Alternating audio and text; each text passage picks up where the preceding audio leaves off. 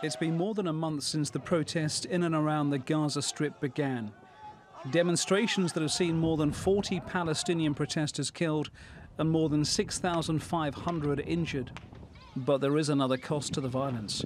Children who've been psychologically traumatized by what they've seen. Rahab Kadar was already suffering trauma from the war of 2014, made worse by her father being shot in the recent demonstrations. It frightened us because he could be paralyzed or even dead. He is our livelihood and the only one who takes care of us. Once I saw my father lying dead on the ground. I would wake up screaming and frightened. I then realized this is a nightmare.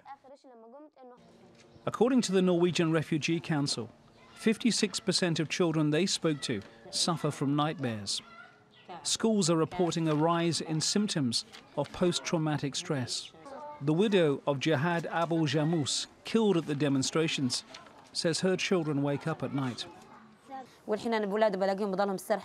I noticed that my children became disconnected and they would start screaming. They wake up in the middle of the night screaming.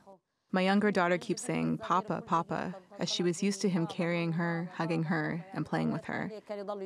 I would say that the situation for children in Gaza today is intolerable. They have traumatic nightmares at night, and at day they witness violence. This comes on top of 11 years of devastating military blockade and 3 wars.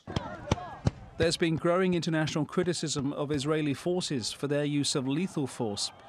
They see the protests as a threat to their security. In Gaza's hospitals, doctors report that increasing numbers of people have arrived with bullet wounds and smashed bones. Funerals like this one are a regular sight, but the hidden scars are those that are psychological in nature, suffered by the children of Gaza, the true effects of which may not become apparent for years. Collings, TRT World.